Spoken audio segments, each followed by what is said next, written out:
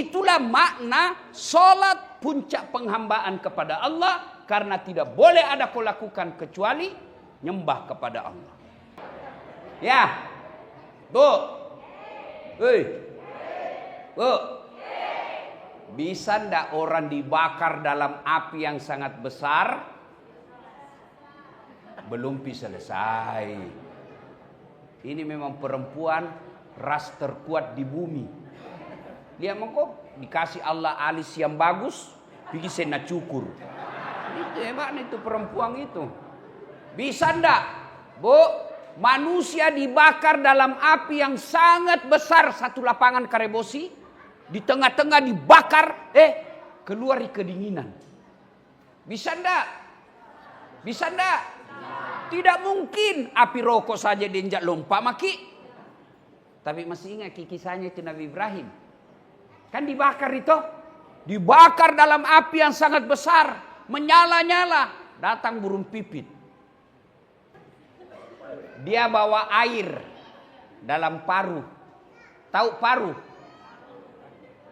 Bahasa Parisnya papito.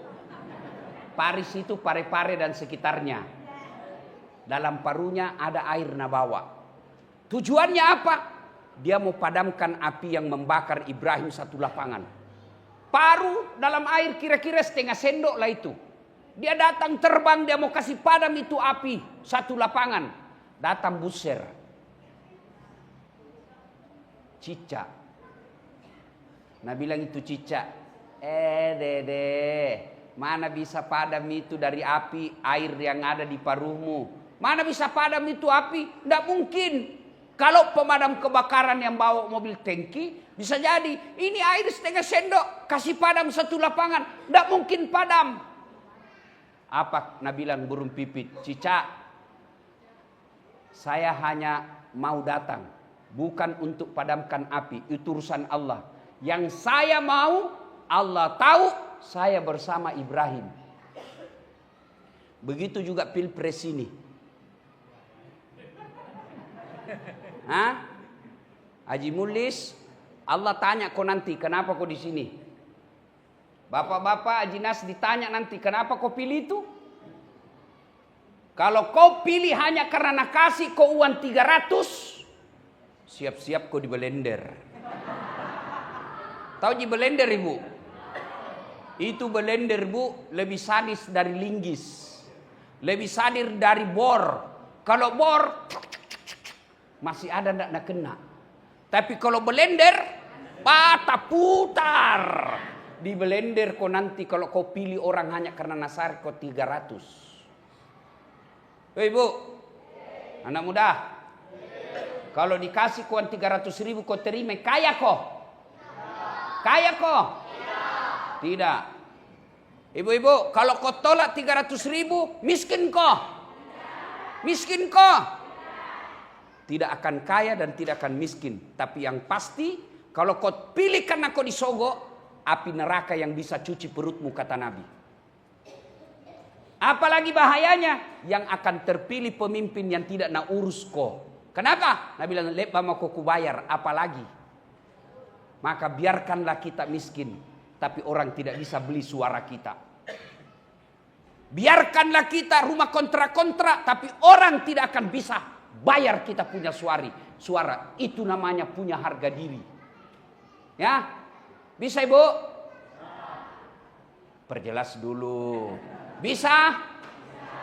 Ngapa na 12 Ji? Bisa pak? Bisa. Ya Allah, dengarlah janji hambamu. Kalau ada yang terima serangan fajar, buat hidupnya sengsara dunia akhirat. Apa ini? Gapa mi? Hei, nasami. Ya, bu, dibakar Ibrahim justru keluar kedinginan. Tidak masuk akal. Kalau Allah yang mau, tidak ada yang tidak masuk akal. Banyak lagi kisah-kisah yang Allah jelaskan dalam Quran. Tapi kalau Allah berkehendak, nah bantu kok.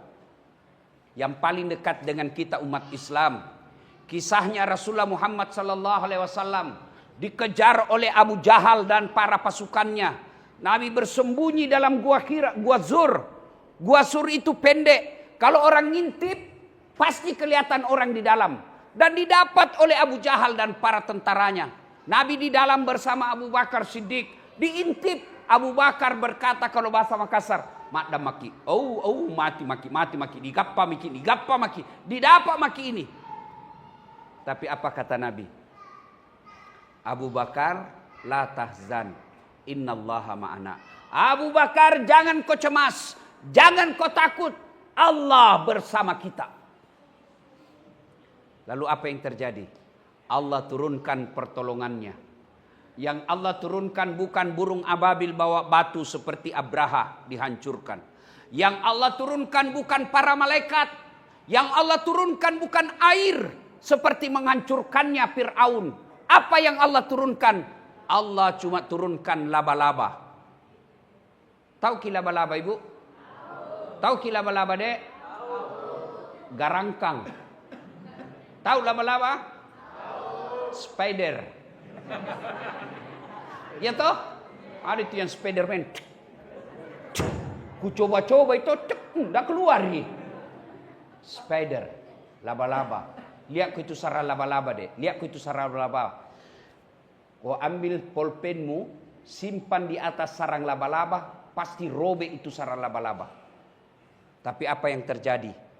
Sarang laba-laba yang robek, yang rapuh itu, yang hanya bisa ditumpangi oleh laba-laba saja, bisa mengalahkan tentara khususnya Abu Jahal. Apa Nabi bilang Abu Jahal? Tidak mungkin ada manusia di dalam. Kalau ada manusia di dalam, pasti robek ini sarang laba-laba. Kan logikanya begitu. Akal sehat bilang begitu. Kalau ada manusia, pasti robek ini sarang laba-laba. Begitu ngintip lagi, terbang burung merpati. Nabi bilang Abu Jahal, tidak mungkin ada. Kalau ada manusia, ini tadi pasti tidak ada di dalam. Padahal Abu Bakar, mati didapat. Akhirnya mereka tinggalkan. Kalau Allah yang mau, tolong kok kecil lunas utangmu. Kecil itu pitana suci. Kecil itu sembuh dari penyakitmu. Yang penting dekati Allah. Kalau Allah sudah dekat sama kamu, kecil nak kasih kau ini dunia. Adik-adik, siapa yang punya ini dunia? Siapa? Allah. Berarti tidak mungkin kau punya di dunia kalau yang punya dunia kau jauhi. Pak, saya misalnya ada mobil, saya yang punya. Ini punya saya punya mobil. Bertetangga ki, ada masalah tak soal mobil. Datang Ustaz, pinjam dulu mobil tak. Saya kasih pinjam ki kalau baik ki sama saya. Toh? Selalu ki datang bawa kangak pisang goreng. Pagi-pagi pergi ngopi kita bayar kangak. Jangan ketawa serius kak ini. Toh? Sakit kak datang ki jenguk kak. Begitu kita bilang Ustaz pinjam kangak mobil. Pasti saya bilang pakai maki. Pakai maki. Ini pembeli bensin. Pakai nih. Kenapa? Baku baik ki. Tapi sebaliknya, Bapak tidak pernah baik sama saya. Tidak ku kenal. Tidak pernah ketemu. Tidak pernah saya tahu kita. Assalamualaikum Ustaz. Waalaikumsalam. Pinjam saya mobil nu. Siapa kira-kira ku telepon? Kapolsek. Jaka lagi pak kepala talang ini. Jaka lagi cepat. Nah, begitu juga dunia ini. Yang punya Allah. Tidak mungkin nak kasih kau dunia kalau jauh kau dari Allah. Allah didekati bukan dengan berpikir. Allah didekati bukan dengan bertasawuf. Allah didekati dengan beramal baik, ibadah namanya. Dan ibadah sedekat-dekat Allah. Kata Allah, sedekat-dekat aku dengan hambaku ketika dia sujud. Itu paling dekat. Jadi kalau ada orang bilang, yang penting hatimu baik. Yang penting hatimu bagus. mana kau tidak sambayang? Biasa itu anak muda bilang begitu toh. Cocoki. Setuju anak kene. Kan dia juga tidak sambayang. Kalau ada orang bilang yang penting hati nu baik, mana tidak sambayang kau? Siapa nabimu? Adakah kalah baik sifatnya Nabi Muhammad? Adakah kalah baik ibadahnya Nabi? Adakah kalah baik bersih hatinya Nabi? Tapi beliau tetap sholat. Ada lagi yang bilang begini, Ustaz, tidak bisa pas sambayang saya Ustaz. Kenapa? Masih suka ka botoro.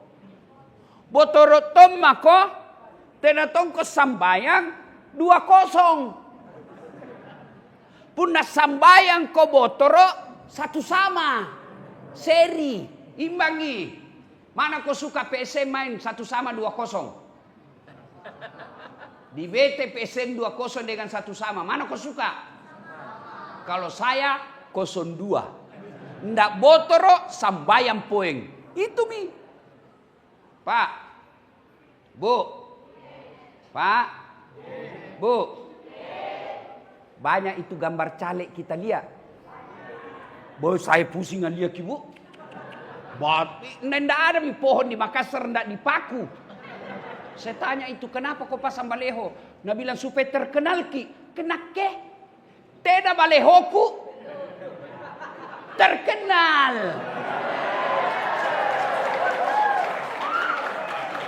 Cocoki. Coki. Nasenyo coki. Cocoki. Iya. Banyak orang pasang baleho, orang bilang siapa ini? Baru hati-hati saya kuliah baleho. Hati-hati. Kenapa? Banyak kuliah caleg de gamara na baleho na. Mulus. Cantik. Sekali na ketemu ki, bah.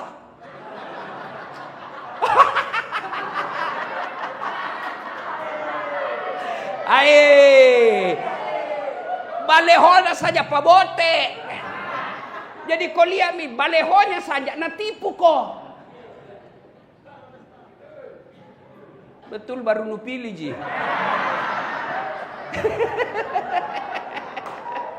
Hancur kau. Baleho to, ada tong kuliah aslinya pakai kepala talang. Kenapa? Itu nanui potona to dibawa ke kepalana. Dibawa ke kepala, baru udah bilang apa? Siap jungkir balik untuk rakyat.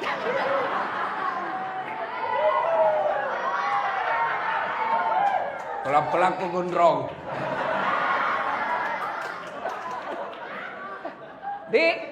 Maka hati-hati.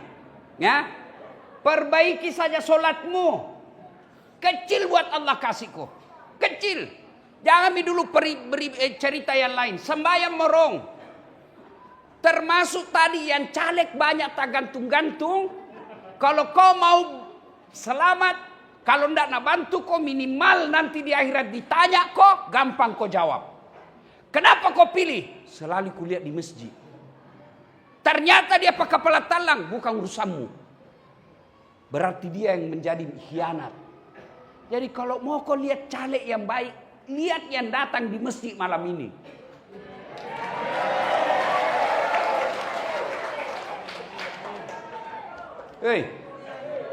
Begitu juga calon presiden. Jangan sampai kau nanti orang jadi presiden, kamu nanti susah di akhirat. Ditanya itu nanti, ndak percaya kok, motere ko sinampe. Pulang kau nanti, buka kau Al-Quran, surah Al-Baqarah, ayat 166, 167. Di situ ditanya orang-orang yang mengikuti pemimpin. Kenapa kau pilih dia? Waktu dia sudah gelisah, di neraka ini ceritanya, di patapasami, pergi cari itu pemimpinnya, sudah coblos. Dia bilang, bantu ki, kau masih bantu. Apa nak bilang yang kau coblos? Nak bilang, nak lagi pandra. Buka ke itu Al-Baqarah, buka mako. Baru apa nak bilang tadi yang mencoblos? Ya Allah, keluarkan kami dari asap neraka ini. Al-Baqarah 167 terakhirnya. Apa nak bilang Tuhan? tidak mungkin saya keluarkan kau dalam api neraka. Artinya gara-gara kau coblos karena uang 300.000, abadi kau dalam neraka, tenani pasuluku. Hati-hati Pak, ini sangat penting. Jangan lagi kita di Indonesia selalu dibilang jangan bawa-bawa politik dalam hidupmu. Tidak boleh. Kita orang Islam harus paham politik. Kalau kau tidak paham politik, nah politiki kau orang. Kita berpolitik bukan memilih pemimpin orang baik, tapi paling tidak kita berupaya menghalangi orang jahat jadi pemimpin. Itu saja kau lakukan. Soal kau sudah coblos dan kau yakin orang baik, tawakal ilallah. Ternyata dia tipu kita, dia berkhianat, bukan urusan tak. Ya, Pak, Bu, ada punya anak gadis? Ada? Mau menikah? Mama yang mau? Pak, dengar. Kalau mau calon mantu yang baik, lihat sholatnya meskipun pekerjaannya tidak hebat. Lihat sholatnya meskipun dia status sosialnya tidak kaya. Kalau dia baik sholatnya, tidak nak kasih susah kok. Tapi kalau dia kaya tidak pernah sholat, nah hitung terus hartamu bagaimana dia bisa ambil. Banyak itu yang kita lihat toh. Akhirnya apa? Anak mantunya habisi uangnya, mertuanya. Gara-gara apa? Tidak sholat itu menantunya. Mau apa? Daripada dia jelek, tidak sembayang, tidak ada sikolana, lebih baik gagah, baik sholatnya, banyak kerjanya. Itu yang paling bagus. Iya. Dengarku ini anak muda. Kalau mau kau dapat istri yang baik, Dek, perbaiki saja sholatmu. Jangan kau ganggu orang. Jangan mau kau pacaran. Pacaran syar'i. Ini. Baru 2 bulan pacaran, baku panggil papi mami. Ketawa kau baru kau semua itu. Sampai jam berapa ini kah?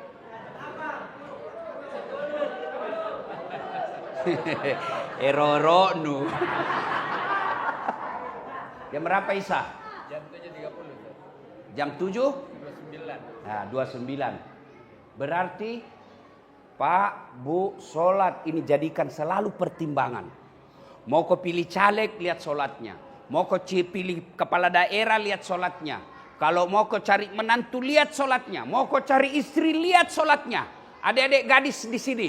Kalau ada cowokmu, jalan kau sama-sama, namomi masuk asar, gelisai, Dek, Kak, mau mi asar ini kau dong.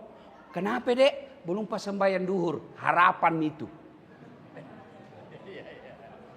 Tapi kalau jalan ya kau nak bilang, sembahyang, belum pas sembahyang duhur, dia bilang besok pi lagi. Tinggallah minjo. Ya? Perbaiki sholat. Adik-adik. Mau kau baik hidupmu? Sembahyang kau saja. Ini juga takbir masjid.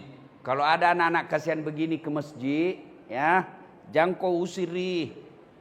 Ribu Ustadz, namanya anak-anak. Betul? Berarti kau semua itu yang ribu.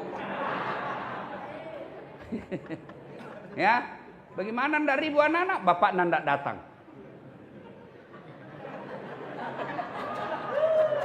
Iya toh? Anak-anak mau pisambayang, apa nak bilang?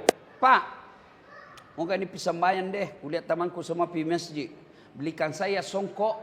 Apa nak bilang bapak nak? Itu ada songkok na nenek dulu pakai. Anak-anak nomor 5, songkok na nenek na nomor 9. Akhirnya tak lempar-lempar songkok. Sujud jatuh di sini. Nak bilang minta mana? Pak Doja. Nggak mau pi masjid. Gara-gara apa? Songkok. Coba lihat itu beda. Orang Kristen. Coba lihat itu orang Kristen. Kalau dia pergi sembahyang itu di rumah ibadahnya, apa nak bilang? Nak simpang itu anaknya di sini. Dengar kau pendetamu. Di sini itu nak simpang. Baku samping. Tapi kita orang Islam pergi bawa anak-anak masjid. Kau nak? Sini kau. Bapak di sini, oh anak pi mau main. Naik di atas pasimbung. Ya. Nah, ibu bapak, saudara-saudara sekalian, ini sholat paling penting. Kalau dalam kehidupan sehari-hari ada orang baik sifatnya, tapi tidak sholat, jangan kau percaya. Pasti itu pencitraan. Pasti pencitraan. Tuhannya saja netipu. Ya. Kenapa penting ini sholat? Karena sholat ini puncak pengabdian kepada Allah. Puncak penghambaan kepada Allah. Artinya apa? Ketika kau sholat tidak ada kegiatanmu yang lain kecuali kau hamba. Coba lihat. Kalau puasa, boleh tidak sambil nonton nunggu buka puasa? Boleh tidak? Ceramah? Bisa. Ketika haji, boleh tidak nyanyi sambil tawaf? Boleh. Lagi tawaf, labbaik Allahumma labbaik, labbaik la syarika laka labbaik, innal hamda wan ni'mata laka wal mulk la syarika la. Mau ki umroh?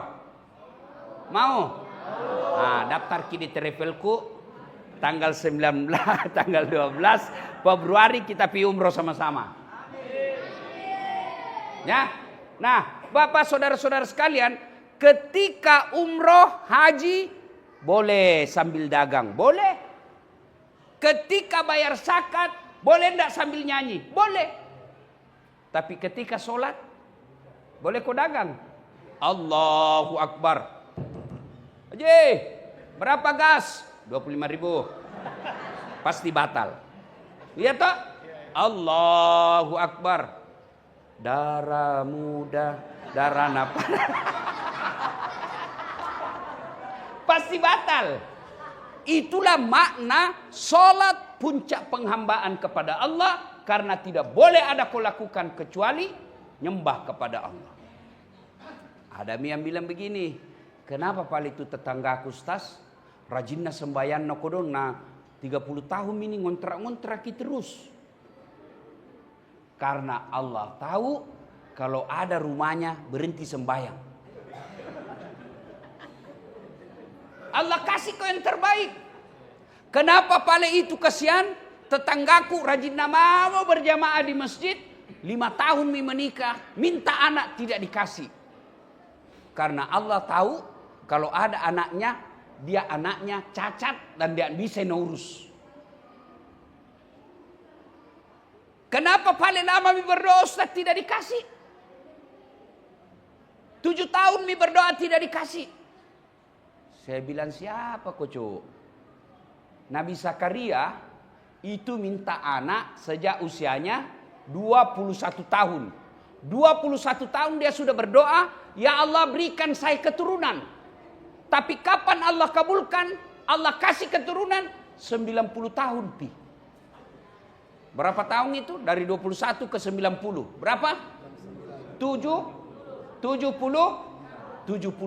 tahun berdoa. Baru Allah kasih. Kau berdoa kau pagi. Mau kau dikasih malam. Baru kau pakai kepala telang.